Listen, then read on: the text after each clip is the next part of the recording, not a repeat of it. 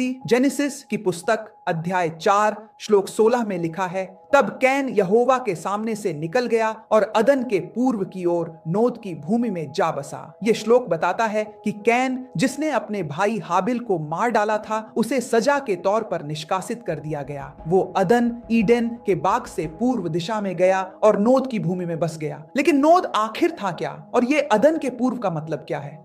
Bible में अदन का बाग मेसोपोटामिया, आधुनिक इराक के क्षेत्र से जोड़ा जाता है, जहां टिग्रिस और यूफ्रेट्स नदियां बहती हैं। तो अगर नोद अदन के पूर्व में है, तो क्या यह मेसोपोटामिया के पूर्वी हिस्से में कहीं हो सकता है? आइए इसकी पड़ताल करते हैं। बाइबल स्कॉलर्स और इतिहासकारों का मानना है कि नोद की भूमि मेसोपोटामिया के आसपास कहीं हो सकती है। लेकिन पूर्व का मतलब क्या? मेसोपोटामिया के पूर्व में आज का ईरान, अफगानिस्तान या उससे भी आगे का क्षेत्र हो सकता है। कुछ विद्वानों का कहना है कि नोद शब्द का हिब्रू मूल नद है, जिसका मतलब है भटकना या निर्वासन। तो क्या नोद कोई निश्चित जगह नहीं, बल्कि कैन के भटकने की अवस्था थी? लेकिन बाइबल साफ कहती है कि कैन वहां जा बसा, यानी ये कोई भौतिक स्थान था। पुरातात्विक सिद्धांतों के अनुसार मेसोपोटामिया के पूर्व में प्राचीन सभ्यताएं जैसे एलम, आधुनिक दक्षिण पश्चिमी ईरान, और इंडस वैली सभ्यता के शुरुआती निशान मिलते हैं। कुछ स्कॉलर्स का मानना है कि नोद का क्षेत्र आधुनिक ईरान के जाग्रोस पर्वतों के पास हो सकता है।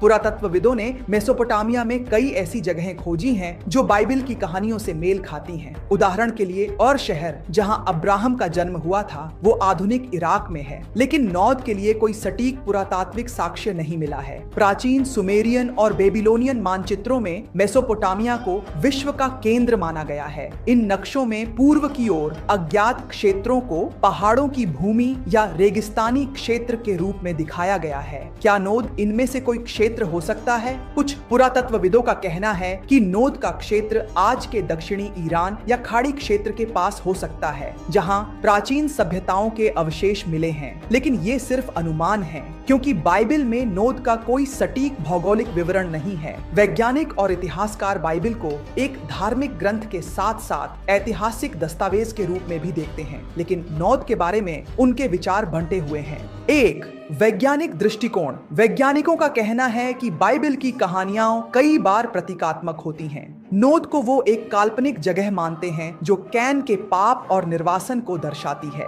कोई ठोस पुरातात्विक साक्ष्य न होने के कारण वो इसे मिथक की तरह देखते हैं। 2.